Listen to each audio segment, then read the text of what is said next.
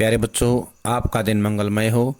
अगर आप नए हैं तो इस चैनल को सब्सक्राइब कर लें। चैनल का नाम है BBC चैनल। आज हम शुरू करेंगे आरोह भाग 1 से गद्यखंड। गद्यखंड में जो है पहला पाठ है प्रेमचंद की कहानी, जिसका नाम है नमक का दरोगा। पहले हम करेंगे इसका सार, तो सभी को इसे अच्छे से याद करना है। नमक का दरोगा जो कहानी है, एक ऐसी कहानी है जिसमें असत्य पर सत्य की जीत दिखाई गई है, अधर्म पर धर्म की जीत दिखाई गई है, बेईमानी पर ईमानदारी की जीत दिखाई गई है। इस कहानी को प्रेमचंद ने लिखा है और ये आदर्शोन्मुख यथार्थवाद का एक उदाहरण है। आदर्शोन्मुख यथार्थवाद जो है एक ऐसा यथार्थ होता है जो हमें सत्य के साथ साथ आदर्श की ओर लेके जाता है, अच्छाई की ओर लेके जाता है। यह कहानी प्रेमचंद की बहुत ही चर्चित कहानियों में से एक है। इसका प्रथम प्रकाशन 1914 में हुआ। कहानी में ही आए हुए एक मुहावरे को लें तो यह धन के ऊपर धर्म की जीत की कहानी है। धन के ऊपर धर्म की जीत की कहानी है। धन और धर्म को हम क्रमशः सद्वृत्ति और असद्वृत्ति, बुराई और अच्छाई, असत्य और सत्य इत्यादि भी कह सकते हैं। कहानी में इनका प्रतिनिधित्व क्रमशः पंडित एलोपीदीन और मुंशी वंशीधर नामक पात्रों ने किया है। ईमानदार कर्मयोगी मुंशीधर या मुंशी वंशीधर को खरीदने में असफल रहने के बाद पंडित एलोपीदीन अपने धन की महिमा का उपयोग कर उन्हें नौकरी से मुअत्तल करा देते हैं। मुअत्तल होता है निकलवा देना। मुअत्तल क्या होता है? नौकरी से निकलवा देना, बर्खास्त करवा देना। लेकिन अंतः सत्य के आगे उनका सिर झुक जाता है। वे सरकारी महकमा होता है विभाग, महकमे से बर्खास्त वंशीधर को बहुत ऊंचे वेतन और भत्ते के साथ अपनी सारी जायदाद यानी कि धन संपत्ति का स्थायी मैनेजर नियुक्त करते हैं और गहरे अपराध बोध से भरी हुई वाणी में निवेदन करते हैं। परमात्मा से यही प्रार्थना है कि वह आपको सदैव वही नदी के किनारे वाला बेमुरव्वत उदंड किंतु धर्मनिष्ठ दरोगा बनाए रखे। बेमुरव्वत होता है विनम्रता विहीन। क्या होता है? विनम्रता विहीन। क्या होता है? विनम्रता विहीन को बोलते हैं बेमुरव्वत। बेमुरव्वत क्या होता है? विनम्रता विहीन, जिसमें किसी प्रकार की विनम्रता नहीं है। उदंड होता है शरारती। उदंड क्या होता है? शरारती। धर्मनिष्ठ होता है धर्म का पालन करने वाला। क्या होता है धर्मनिष्ठ? धर्म का पालन करने वाला धर्मनिष्ठ कहलाता है। मैनेजर होता है प्रबंधक। क्या होता है मैनेजर? प्रबंधक।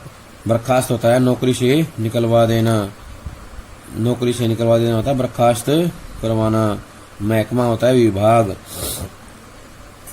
कहानी के इस अंतिम प्रसंग से पहले तक की समस्त घटनाएं प्रशासनिक और न्यायिक व्यवस्था में व्याप्त भ्रष्टाचार तथा उस भ्रष्टाचार की व्यापक सामाजिक स्वीकार्यता को अत्यंत साहसिक तरीके से यानी कि साहसपूर्ण तरीके से हमारे सामने उजागर करती हैं, सामने लेके आती हैं। उजागर करना होता है सामने प्रकाश में लाना, सामने लाना। ईमानदार व्यक्ति के अभिमन्यु के समान निहत्थे होता बिना हथियारों के, खाली हाथ और अकेले पड़ते जाने की यथार्थ तस्वीर होता है चित्र। इस कहानी की बहुत बड़ी खूबी है। किंतु प्रेमचंद इस संदेश पर कहानी को खत्म नहीं करना चाहते, क्योंकि उस दौर में वे मानते थे कि ऐसा यथार्थवाद हमको निराशावादी बना सकता है। यानी कि जो यथार्थ है, जो ये सच्चाई है, वास्तविकता है, ये हमें क्या बना देगी? निराशावादी बना देगी। मानव चरित्र पर से हमारा विश्वास उठ जाएगा। यानी कि मानवीय जो चरित्र होते हैं, गुण होते हैं, उनसे हमारा विश्वास जो है उठ जाता है। हमको चारों तरफ बुराई ही बुराई नजर आने लगती है। उपन्यास शीर्षक निबंध से इसलिए कहानी का अंत सत्य की जीत के साथ होता है। यानी कहानी का जो अंत किया गया है वो सत्य की जीत के साथ किया गया है। सच्चाई की जीत जो दिखाना इस कहानी का मुख्य उद्देश्य है। दूसरा क्या है? धन के ऊपर धर्म की जीत को दिखाना। धन के ऊपर धर्म की जीत को दिखाना जो है इस कहानी का मुख्य उद्देश्य रहा है। अब हम करेंगे प्रेमचंद के जीवन के बारे में। जीवन परिचय इसलिए करना होता है कि यहाँ से एक एक नंबर के प्रश्न आते हैं। धनपत राय इनका जो है मूल नाम था। प्रश्न आएगा प्रेमचंद का मूल नाम क्या था, बताना है। धनपत राय, क्या नाम था? धनपत राय। जन्म कब हुआ इनका? 1880 लम्ही गांव में। कहाँ हुआ? 1880 लम्ही गांव, उत्तर प्रदेश में। प्रमुख रचनाएं हैं सेवा सदन, प्रेमाश्रम, रंगभूमि, निर्मला, कायाकल्प, गबन, कर्मभूमि, गोदान, ये इनके उपन्यास हैं। सोजे वतन, मानसरोवर 8 खंडों में जो है प्रकाशित हो चुका है। ये उनका कहानी संग्रह है। गुप्त धन, ये भी कहानी संग्रह है। करबला संग्राम, प्रेम की देवी, ये नाटक हैं। कुछ विचार, विविध प्रसंग, ये निबंध संग्रह हैं। 1936 में इनका निधन हो गया। 1936 में इनका निधन हो गया। प्रेमचंद जो है हिंदी कथा साहित्य के शिखर पुरुष हैं। हिंदी कथा साहित्य में इनका जो है उच्चतम स्थान है। कथा साहित्य के इस शिखर पुरुष का बचपन अभावों में बीता। हिंदी साहित्य में जो काल विभाजन किया गया है वो जो है प्रेमचंद को ध्यान में रखते हुए किया गया है। प्रेमचंद को ध्यान में रख के किया गया है और इसमें बताया गया है कि जो उपन्यास विधा है, उपन्यास विधा में खास तौर पे जो है उनके बारे में बताया गया है। उनको ध्यान में रखते हुए जो वर्णन किया गया है। हिंदी साहित्य के इतिहास में कहानी और उपन्यास की विधा के विकास का काल विभाजन प्रेमचंद को ही केंद्र में रखकर किया गया है। जैसे प्रेमचंद पूर्व युग, प्रेमचंद युग, प्रेमचंदोत्तर युग। यह प्रेमचंद के निर्विवाद महत्व का एक स्पष्ट प्रमाण है। यानी कि ये बात हमें दिखाती है कि प्रेमचंद जो है हिंदी साहित्य में कितने महत्वपूर्ण रहे हैं, उनका क्या महत्व है, ये दर्शाता है। इनकी पंच परमेश्वर जो है एक लोकप्रिय कहानी रही है। पंच परमेश्वर तथा सेवा सदन उपन्यास भी जो है काफी लोकप्रिय रहा है। ये सामाजिक जीवनी कहानी पर आधारित है। सेवा सदन इनका बहुत ही प्रसिद्ध उपन्यास रहा है। सेवा सदन, प्रेमाश्रम, ये इनके उपन्यास है। प्रेमाश्रम भी काफी प्रसिद्ध रहा है। बड़े घर की बेटी की कहानी है, वो भी लोकप्रिय रही है। गोदान इनका एक और उपन्यास है। गोदान ये भी जो है बहुत प्रसिद्ध रहा है। और पूस की रात कहानी, वो भी जो है हिंदी साहित्य में काफी प्रसिद्ध रही है। गोदान, पूस की रात, ये भी जो इनकी प्रसिद्ध कहानी है। नमक का दरोगा, सेवा सदन, ये प्रेमाश्रम, ये उपन्यास हैं। पंच परमेश्वर, बड़े घर की बेटी और नमक का दरोगा, ये इनकी कहानियां हैं। और इनकी कहानी एक और है जो काफी प्रसिद्ध रही है, ईदगाह। ईदगाह कहानी भी जो प्रेमचंद की काफी लोकप्रिय कहानी रही है। अब हम शुरू करते हैं पाठ के बारे में। नमक का दरोगा, ये एक इनकी बेहतरीन कहानी है। नमक का दरोगा, जिसका सार हमने पहले पढ़ा था। अब हम करेंगे इसके शब्दार्थ, जो मुख्य शब्दार्थ हैं, जो बहुत ही इम्पोर्टेंट हैं, एग्जाम्स में आते रहते हैं, वो शब्दार्थ करेंगे। ईश्वर प्रदत्त, ईश्वर प्रदत्त होता है भगवान के द्वारा दी गई, भगवान के द्वारा दी गई या दी हुई जो होती है उसको बोलते हैं ईश्वर प्रदत्त। निषेध, निषेध का मतलब होता है मना करना। क्या होता है निषेध? मना करना। सूत्रपात, सूत्रपात होता है रिश्वत दे, सूत्रपात होता है आरंभ होना। सूत्रपात क्या होता है? आरंभ होना। घूस से काम निकालना होता है रिश्वत दे करके काम करवाना, रिश्वत दे करके काम करवाना। बकरंदाजी होता है बंदूक लेकर चलने वाला सिपाही। क्या होता है बकरंदाजी? बंदूक लेकर चलने वाला सिपाही, ये बकरंदाजी। बकरंदाजी होता है बंदूक लेकर चलने वाला सिपाही। बंदूक लेकर चलने वाला सिपाही क्या होता है? बकरंदाजी, या चौकीदार भी कहते हैं इसको। पोबारह, पोबारह होता है भाग्य खुलना। पोबारह होना क्या होता है? भाग्य खुलना। भाग्य खुलना को बोलते हैं पोबारह। उसके बाद है प्राबल्य। प्राबल्य होता है प्रबलता। क्या होता है प्राबल्य? प्रबलता। प्रबलता का बोलते हैं प्राबल्य। कगारे पर का वृक्ष होना मतलब मृत्यु के नजदीक होना। कगारे पर का वृक्ष होना, मृत्यु के नजदीक होना। क्या होता है? मृत्यु के नजदीक होना। विवेक होता है ज्ञान, बुद्धि। बेगर्ज होता है जिसको जरूरत न हो। बेगर्ज क्या होता है? जिसको जरूरत ना हो। आलंबन होता है आत्मा का सहारा। क्या होता है? आत्मावलंबन। आत्मावलंबन होता है आत्मा का सहारा। आशालता होता है उम्मीद रूपी लता। आशालता, उम्मीद रूपी लता। हृदय में सूल उठना होता है ईर्ष्या होना। क्या होता है? हृदय में सूल उठना, ईर्ष्या होना। फारशिंदा, फारसिंदा होता है फारसी भाषा के जानकार। क्या होता है फारसिंदा? फारसी भाषा के जानकार। बरकत होता है लाभ फायदा। बरकत क्या होता है? लाभ फायदा। इसके बाद अगला है सदावर्त होता है हमेशा अन्न बांटने का वर्त। हमेशा अन्न बांटने का वर्त। कोलाहल होता है शोर। क्या होता है कोलाहल? शोर। ऐश्वर्य की मोहिनी वंशी होता है धन दौलत। ऐश्वर्य की मोहिनी होता है धन दौलत। नमक हराम होता है बेवफा। क्या होता है नमक हराम? बेवफा। कायदे के अनुसार होता है नियमानुसार। मुख्तार होता है कलेक्ट्री में वकील से कम दर्जे का वकील। कलेक्ट्री में वकील से कम दर्जे का वकील क्या होता है? मुख्तार। क्या होता है? मुख्तार होता है। इलाका होता है क्षेत्र। क्या होता है इलाका? क्षेत्र। ऐश्वर्य होता है धन संपत्ति। क्या होता है ऐश्वर्य? धन संपत्ति। स्तंभित होता है चकित होना। क्या होता है स्तंभित? चकित होना। अब हम करते हैं पाठ शुरू। जब नमक का नया विभाग बना और ईश्वर प्रदत्त वस्तु के व्यवहार करने का निषेध हो गया तो लोग चोरी छिपे इसका व्यापार करने लगे। यानी कि भगवान के द्वारा दी गई वस्तु जो नमक थी उसका जो है निषेध कर दिया गया। लोग चोरी छिपे क्या करने लगे? उसका जो है व्यापार करने लगे। नया विभाग कौन सा बना था? नमक का। नमक का नया विभाग बना। अनेक प्रकार के छल प्रपंचों का सूत्रपात हुआ यानी कि आरंभ हुआ। कोई घूस से काम निकलवाता यानी कि रिश्वत दे करके, कोई चालाकी से चतुराई से करता। अधिकारियों के पो बारह थे यानी पूरी मौज थी उनकी, उनका भाग्य खुल गया था। पटवारीगिरी का सर्व सम्मानित पद छोड़कर लोग इस विभाग की बकरंदाजी करते थे, चौकीदारी करते थे इसमें। इसके दरोगा पद के लिए तो वकीलों का भी जी ललचाता था। यह वह समय था जब अंग्रेजी शिक्षा और ईसाई मत को लोग एक ही वस्तु समझते थे। फारसी का प्राबल्य था यानी कि प्रबलता थी। प्रेम की कथाएं और श्रृंगार रस के काव्य पढ़कर फारसिंदा लोग सर्वोच्च पदों पर नियुक्त हो जाया करते थे।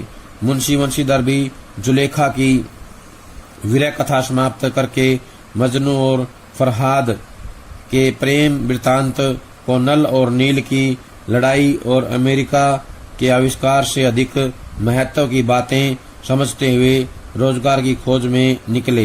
कहने का आशय है कि जो प्रेम कथाएं हैं, प्रसिद्ध प्रेम कथाएं हैं, वो जो है साइंस से ज्यादा महत्वपूर्ण उस समय हो गई थी। उनके पिता एक अनुभवी पुरुष थे। समझाने लगे, बेटा घर की दुर्दशा माने था बुरी हालात देख रहे हो, ऋण के बोझ से दबे हुए हैं। ऋण माने होता है कर्जा। लड़कियां हैं वह घास फूस की तरह बढ़ती चली जाती हैं। मैं कगारे पर का वृक्ष हो रहा हूँ यानी कि मृत्यु के नजदीक पहुंच गया हूँ। न मालूम कब गिर पड़ूं। अब तुम ही घर के मालिक मुख्तार हो। मालिक मुख्तार का मतलब होता है तुम जो है इस घर के मालिक हो। और जो वकील होता है मुख्तार होता है कलेक्ट्री में वकील से कम दर्जे का वकील, इसको बोलते हैं। नौकरी में ओहदा था पद की ओर ध्यान मत देना। यह तो पीर का मजार है। जैसे पीर की मजार होती है ऐसे ही जो है ये पद होता है। निगाह चढ़ावे और चादर पर रखनी चाहिए यानी कि जैसे पीर के पास रहते हैं लोग, वो जो है कहाँ रखते हैं अपनी नजरें? चढ़ावे और चादर पर। ठीक वैसे ही तुम्हें जो है इस विभाग में पद पर काम करना है, लेकिन पद को क्या मानना है? पीर की मजार मानना है। पीर का जो मजार होता है ऐसे ही। ऐसा काम ढूंढना जहाँ कुछ ऊपरी आय हो। मासिक वेतन तो पूर्णमासी का चांद है जो एक दिन दिखाई देता है और घटते घटते लुप्त हो जाता है। यानी कि पूर्णिमा का चांद जैसे कम हो जाता है वैसे ही जो तनख्वाह है, मासिक वेतन है, वो भी क्या है? पूर्णिमा के चांद जैसे है। ऊपरी आय बहता हुआ स्रोत है और जो ऊपर की इनकम होती है, आय होती है, आमदनी होती है, वो बहते हुए पानी के समान होती है जिससे सदैव प्यास बुझती है। वेतन मनुष्य देता है, इसी से उसमें वृद्धि नहीं होती। वेतन मनुष्य देता है, इसी से उसमें वृद्धि नहीं होती। ऊपरी आमदनी ईश्वर देता है। क्या देता है? ऊपरी आमदनी ईश्वर देता है, इसी से हमारी बरकत होती है। तुम स्वयं बुद्धिमान हो, तुम्हें क्या समझाऊं? इसी से उसकी बरकत होती है। तुम स्वयं बुद्धिमान हो, तुम्हें क्या समझाऊं? कहने का मतलब ये है कि जो मुंशी वंशीधर हैं उनके पिता उनको कहते हैं कि तुम्हें जो है रिश्वत भी लेनी है और अपना जो घर के जो काम है उनकी देखभाल करनी है, क्योंकि जो इनकम होती है, आमदनी होती है, वेतन होता है वो बहुत कम होता है। इसलिए बिना ऊपरी आय के तुम्हारा काम नहीं चलेगा, क्योंकि जो ऊपरी आय है ईश्वर देता है, भगवान देता है, और इसी से बरकत होती है, फायदा होता है, लाभ होता है। और तुम बहुत विद्वान हो, तुम्हें इसके आगे क्या समझाया जाए।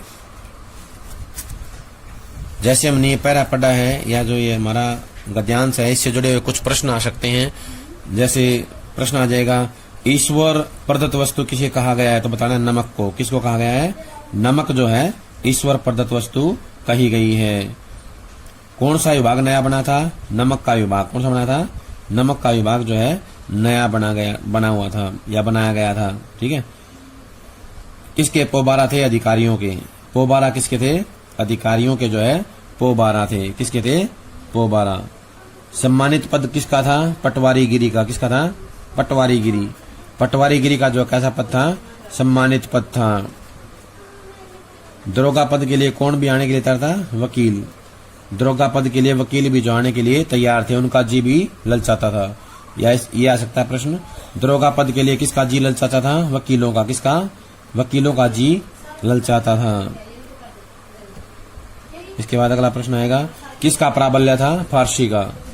किसका प्राबल्य था? फारसी का प्राबल्य था। किसका था? फारसी का प्राबल्य था। प्रेम की कथाएं और श्रृंगार रस के काव्य पढ़कर फारसिंदा लोग कहाँ पहुंच गए? उच्च पदों पर। कहाँ पहुंच गए? उच्च पदों पर नियुक्त हो गए। कहाँ हो गए? उच्च पदों पर नियुक्त हो जाया करते थे। ठीक है। मुंशी वंशीधर भी जुलेखा की विरह कथा समाप्त करके मजनू और फरहाद के प्रेम वृत्तांत को नल और नील की लड़ाई और अमेरिका के आविष्कार से अधिक महत्व देते थे। यानी कि उस समय जो है केवल और केवल जो है महत्वपूर्ण क्या था? महत्वपूर्ण था मुंशी वंशीधर बी जुलेखा की विरह कथा समाप्त करके मजनू और फरहाद के वृत्तांत को नल और नील की लड़ाई और अमेरिका के आविष्कार से अधिक महत्व देते थे। जुलेखा की विरह कथा समाप्त करके जो ये मजनू और फरहाद के प्रेम वृत्तांत है, इसको महत्व देते थे। किसके थे? मजनू और फरहाद के प्रेम वृत्तांत को जो है महत्व देते थे, प्रेम वृत्तांत को। अगला प्रश्न आ सकता है, अनुभवी व्यक्ति कौन थे? वंशीधर के पिता कौन थे? अनुभवी व्यक्ति वंशीधर के पिता थे। उसके पिता ने क्या समझाया? वंशीधर के पिता ने समझाया कि इनकम जो है क्या होती है?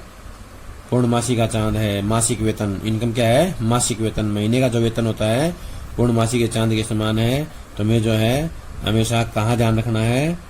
हमेशा चढ़ावे पर ध्यान रखना है। पद जो है, पद की ओर ध्यान नहीं देना है। क्या नहीं देना है? पद की ओर ध्यान नहीं देना है। तुम्हें ऊपरी आमदनी पर, ऊपरी आय पर जो है ध्यान देना है। ऊपरी आय क्या है? बहता हुआ पानी। क्या बताया गया? ऊपरी आय को बहता हुआ पानी बताया गया है। ऊपरी आय कौन देता है? भगवान देता है, ईश्वर देता है। कौन देता है? ऊपरी आय ईश्वर देता है। कौन देता है? ईश्वर देता है। ठीक है। इसी से उसकी बरकत होती है, लाभ होता है। तुम स्वयं विद्वान हो, तुम्हें क्या समझाऊं? इस विषय में विवेक होने तक ज्ञान बुद्धि की बड़ी आवश्यकता है। मनुष्य को देखो, उसकी आवश्यकता को देखो और अवसर को देखो। उसके उपरांत जो चित्त समझो करो। गर्ज वाले आदमी के साथ कठोरता करने में ही लाभ होता है। गर्ज होता है जिसको जरूरत है उसके लिए, लेकिन बेगर्ज होता है जिसको कोई जरूरत नहीं है। बेगर्ज क्या होता है? जिसको जरूरत नहीं है। बेगर्ज को दांव पर पाना जरा कठिन है। इन बातों को निगाह मान्यता ध्यान में बांध लो। यह मेरी जन्म भर की कमाई है। इस उपदेश के बाद पिताजी ने आशीर्वाद दिया। वंशीधर आज्ञाकारी पुत्र थे। ये बातें ध्यान से सुनी और तब घर से चल खड़े हुए। इस विशाल संसार में उनके लिए धैर्य अपना मित्र, बुद्धि अपनी पथ प्रदर्शक और आत्मावलंबन ही अपना सहायक था। आत्मावलंबन होता है आत्मा का ही सहारा। क्या होता है आत्मावलंबन? आत्मा का सहारा। क्या होता है? आत्मा का सहारा होता है आत्मावलंबन। आज्ञाकारी होता है आज्ञा को मानने वाला। क्या होता है? आज्ञा को मानने वाला। पथ प्रदर्शक होता है रास्ता दिखाने वाला। कौन आता है? रास्ता दिखाने वाला। लेकिन अच्छे शकुन से चले थे, जाते ही जाते नमक विभाग के दरोगा पद पर प्रतिष्ठित हो गए। वेतन अच्छा और ऊपरी आय का तो ठिकाना ही न था। वृद्ध मुंशी जी को सुख संवाद मिला, अच्छा लगा तो फूले न समाये। फूले न समाना होता है अत्याधिक खुश होना। क्या होता है फूले न समाना? अत्याधिक खुश हो जाना, बहुत ज्यादा प्रसन्न होना, बहुत ज्यादा प्रसन्न होना। खुश होना क्या होता है? फूले न समाना। महाजन कुछ नरम पड़े, तलवार की आशा लता लहलाई। पड़ोसियों के हृदय में सूल उठने लगे। पड़ोसियों के हृदय में सूल उठने लगे, यानी कि उन्हें अच्छा नहीं लगा, उन्हें चुभने लगा। क्या हुआ? पड़ोसियों को ये चीज चुभने लगी। जाड़े के दिन थे और रात का समय। नमक के सिपाही चौकीदार नशे में मस्त थे। मस्त माने होता है अपने नशे के अंदर जो है वो खोए हुए थे, मस्ती में थे। वंशीधर को यहाँ आए अभी 6 महीनों से अधिक न हुए थे, लेकिन इस थोड़े समय में ही उन्होंने अपनी कार्यकुशलता और उत्तम आचार होता है व्यवहार, आचार से अफसरों को मोहित कर लिया था। अफसर लोग उन पर बहुत विश्वास करने लगे। नमक के दफ्तर से 1 मील पूर्व की ओर जमुना बहती थी। उस पर नावों का एक पुल बना हुआ था। दरोगा जी किवाड़ बंद किए मीठी नींद से सो रहे थे। अचानक आंख खुली तो नदी के प्रवाह की जगह गाड़ियों की गड़गड़ाहट तथा मल्लाहों का कोलाहल सुनाई दिया। उठ बैठे। इतनी रात गए गाड़ियां क्यों नदी के पार जाती हैं? अवश्य कुछ न कुछ गोलमाल है, यानी कोई गड़बड़ है। तर्क ने भरम को पुष्ट किया। पुष्ट माने था सिद्ध करना। वर्दी पहनी, तमंचा जेब में रखा और बात में घोड़ा बढ़ाए हुए पुल पर आ पहुंचे। गाड़ियों की एक लंबी कतार होता लाइन पुल के पार जाती दिखी। डांट कर पूछा, किसकी गाड़ियां हैं? तो यहाँ से जुड़े हुए प्रश्न देखें। एक तो प्रश्न यही आएगा कि बुद्धिमान किसे कहा गया है? तो बताना है मुंशी वंशीधर को। किसने कहा है? उसके पिता ने। विवेक का मतलब क्या होता है? बुद्धि, ज्ञान। किसको देखना चाहिए? आवश्यकता को। किसको देखना चाहिए? मनुष्य की आवश्यकता को देखना चाहिए। किसके साथ कठोरता की जानी चाहिए? गर्ज वाले के साथ। किसके साथ है? कठोरता किसके साथ करनी चाहिए? गर्ज वाले के साथ। किसके साथ नहीं करनी चाहिए? बेगर्ज के साथ। बेगर्ज के साथ कठोरता नहीं करनी चाहिए। ये किसने कहा? ये मुंशी वंशीधर के पिता ने कहा। कौन आज्ञाकारी पुत्र थे? वंशीधर। कौन थे? वंशीधर जो है आज्ञाकारी पुत्र थे। वंशीधर का मित्र कौन था? धैर्य। कौन था?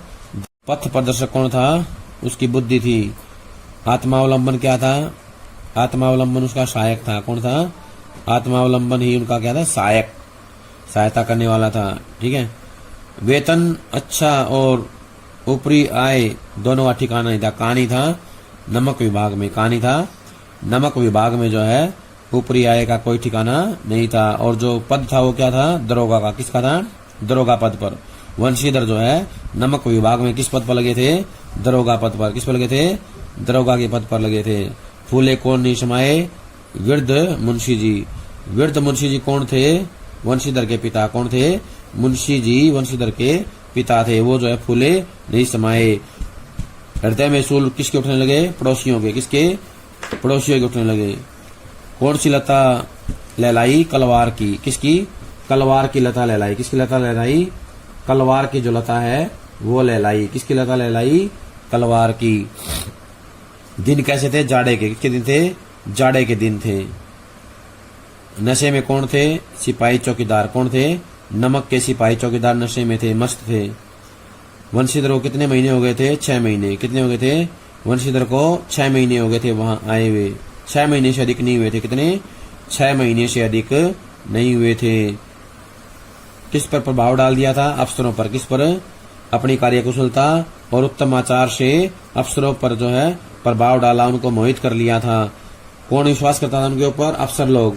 अफसर लोग जो है वंशीधर पर अधिक विश्वास करते थे। जमुना कहाँ बहती थी? 1 मील पूर्व की ओर। कहाँ बहती थी? 1 मील पूर्व की ओर। नमक के दफ्तर से 1 मील पूर्व की ओर बहती थी। नमक के दफ्तर से 1 मील पूर्व की ओर जमुना बहती थी। नावों का एक पुल बना हुआ था। कहाँ बना हुआ था? जमुना पर। कहाँ बना हुआ था? नावों का एक पुल जमुना पर बना हुआ था। दरोगा जी ने क्या किया? किवाड़ बंद किए। क्या किया? दरोगा जी ने किवाड़ बंद किए। क्या किए? किवाड़ बंद किए उन्होंने। नदी प्रवाह की जगह गाड़ियों की गड़गड़ाहट और मल्लाहों का कोलाहल सुनाई दिया। कोलाहल होता है शोर। क्या होता है कोलाहल? शोर। बंशीधर को क्या सुनाई दिया? नदी के प्रवाह की जगह गाड़ियों की गड़गड़ाहट और मल्लाहों का कोलाहल। कोलाहल होता है शोर। इसके बाद अगला है, डांट कर किसने पूछा? वंशीधर ने। किसने पूछा? वंशीधर ने। उसके बाद अगला आएगा, घोड़ा किधर बढ़ा दिया उन्होंने? पुल की ओर। किधर बढ़ा दिया? बात की बात में घोड़ा बढ़ाए। कहाँ चल दिए वो? पुल की ओर चल दिए, या पुल पर आ पहुंचे। कहाँ पहुंचे? पुल पर आ पहुंचे। कैसे आए थे वंशीधर? घोड़े से। कैसे आए थे? घोड़े से आए थे। प्यारे बच्चों, आज जो काम करवाया गया है सभी इसको अच्छे समझ करके कॉपी में लिख कर याद करें। सभी का बहुत बहुत धन्यवाद।